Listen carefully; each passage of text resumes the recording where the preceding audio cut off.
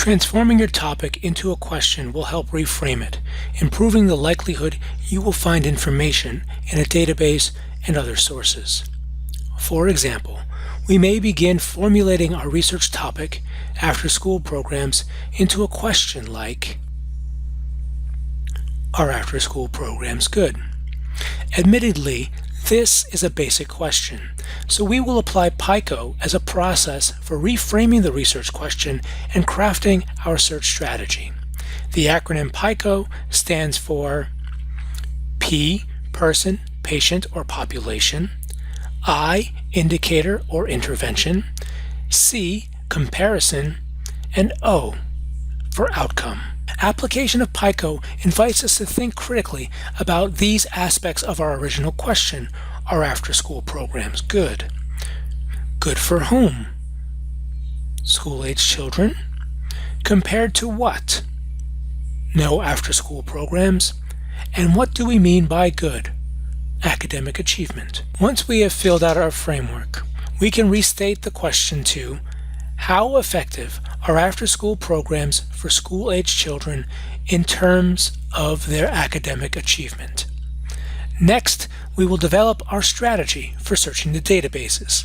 To do this, we will first develop alternative keywords to the ones used in our question. What you see here is not an exhaustive list, and we may revisit it depending on the search results we find. Once we have some alternative keywords, we will use connectors or to combine them and to distinguish them, or broadens the search, and we can use it to combine related terms like children or youth or teenagers or adolescents, and narrows the search, and we can use it to combine our concepts like children and after-school programs and academic achievement.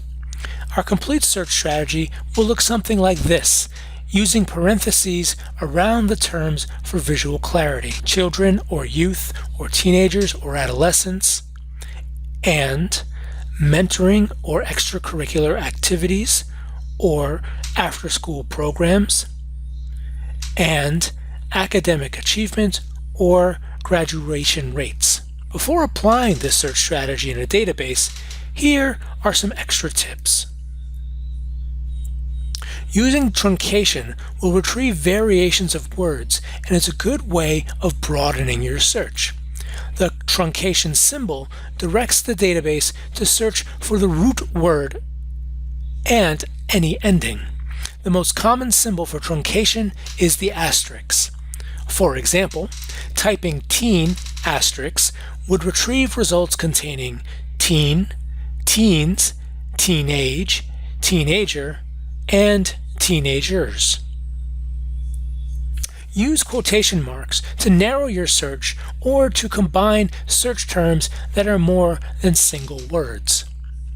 This shows the search engines and databases that you want the terms to be found together. For example, a 2020 search for academic achievement yielded 289 million results.